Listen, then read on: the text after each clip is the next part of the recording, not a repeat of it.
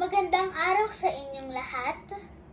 Ako ay si Adriana Hubigornia at ang aking tula ay pinamagatang Ako, Ikaw, Tayo. Tayong lahat ay Pilipino. Bansang Pilipinas ay siya ang idolo.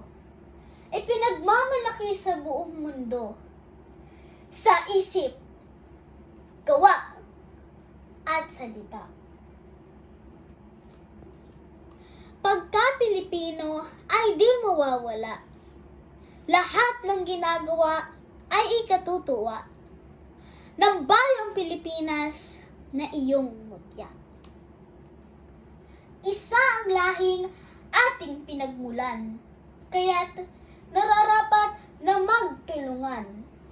Sa timog, silangan, maging sa kanluran, lahing Pilipino ay ikarangal.